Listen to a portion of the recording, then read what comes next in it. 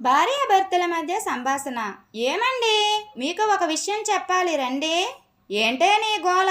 చెప్పు, ఏంటి సంగతి?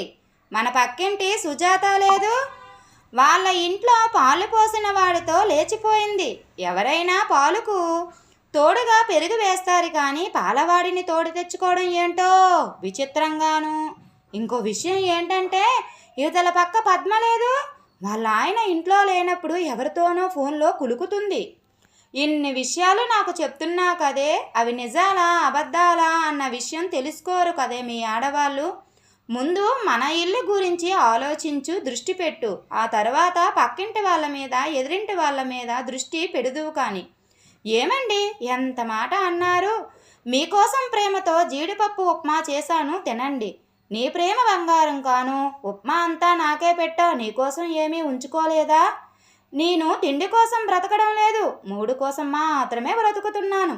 వంట రూమ్లో నీకోసం కొంత దాచుకొని మిగిలింది నాకు పెట్టింది నాకు తెలియదు అని అనుకున్నావేంటే నీ వేషాలు? ఏమండి, నేను బ్యూటీ పార్లర్కి వెళ్తాను, ఉప్మా పెట్టినప్పుడే నాకు డౌట్ వచ్చింది. అయినా ఇప్పుడు నువ్వు బ్యూటీ పార్లర్కి వెళ్ళి అందంగా ఎవరికి కనబడాలి అని? నేను అందంగా కనబడితే మీకే కదా మంచిది. ఎవరు పెళ్ళంరా, ఇది ఇంత అందంగా ఉంది అంటే మీకే కదా గౌరవం. 5 నిమిషాలకు ఒకసారి మాట భలే మారుస్తారే మీ ఆడవాళ్ళు. మొగుడిని మార్చలేం కాబట్టి మా అభిప్రాయాలని మారుస్తాం, తప్పేంటి? చేప వెళ్ళి రాయి మీద పడ్డా, రాయి వెళ్ళి చేప మీద పడ్డా పగిలేది చేపేనే. చేపకు పొలుసు తీసినట్టు భర్తలకు పొలుసు తీసేస్తున్నారే. ఏమండి, కారు కొనండి. ఇప్పుడు కారు మీద పడ్డాయా నీ కళ్ళు? కారు నా కోసం కొనమనలేదు, మీకోసమే.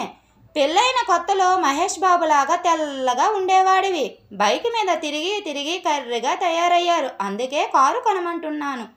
మహానటి, ఈ పాట నీలాంటి వాళ్ళ కోసమే రాశారు. ఎక్కడ మాటలు మొదలు పెట్టావో లాస్ట్కి ఎక్కడ ముగించావు? ఏందయ్యా, బ్రష్ పట్టుకొని ఇంత ఉదయాన్నే వచ్చేసావు? పార్కులో చెట్లు దొరకవు, ఉదయాన్నే నువ్వు వెళ్ళి చెట్టు దగ్గర ఉండు, అసలే లవర్స్ ఎక్కువగా ఉన్నారు అని అన్నది, అందుకే బ్రష్ పట్టుకొని వచ్చేసాను. ఈలోగా సుధీర్ లవర్ వస్తుంది. ఏవమ్మా, ఒకసారి ఇలారా. ఎందుకు పిలిచావు? నాకు పెళ్ళి కాకముందు నుండి ఈ పార్క్కి వస్తున్నావు, ఇప్పుడు నాకు 2 పిల్లలు, ఎప్పటి వరకు తిరుగుతావు ఇలా పార్కుల వెంట? నువ్వు ఈ పార్కు వచ్చి 2 పిల్లల్ని కన్నావు, మరి నేను 4 అపార్ట్మెంట్లు కొన్నా. నోరు మూసుకొని ఉండు. మా మగవాళ్ళ బ్రతుకు మరీ ఇలా అయిపోయిందేంట్రా బాబూ. Thank you friends. ఈ వీడియో కనుక మీకు నచ్చినట్లయితే ప్లీజ్ లైక్ చేయండి, please subscribe my channel. Thank you.